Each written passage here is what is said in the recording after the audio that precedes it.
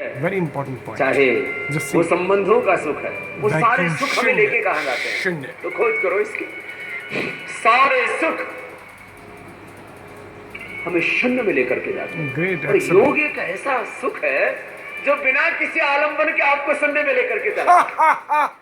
बिना किसी आलंबन के, आलंबन से जो सुख मिलेगा वो आलंबन के छूटने से खत्म हो जाएगा। Excellent, great, beautiful. इसलिए एतदालंबनम श्रेष्ठम, If you drink, एतदालंबनम परम, एतदालंबनम ज्ञात्वा स्वर्गलोके महीयते। beautiful, excellent.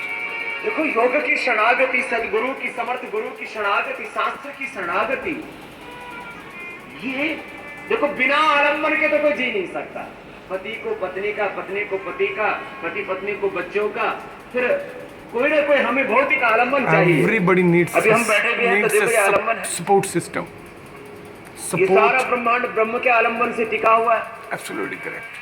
देखने में ऐसा लगता है कि धरती सूर्य के आकर्षण से, सूर्य धरती के आकर्षण से, एक दूसरे के आकर्षण से, स्त्री पुरुषों के, पुरुष स्त्रियों के आकर्षण से टिके हुए, लेकिन इन सब में भगवान का आकर्षण है। ये तो ऊपर से दिखने वाले मूल आकर्षण तो केवल ब्रह्म का। God is the ultimate savior. He is the ultimate इसलिए हम support कहते हैं प्रभु तेरा आश्रय for the जहाँ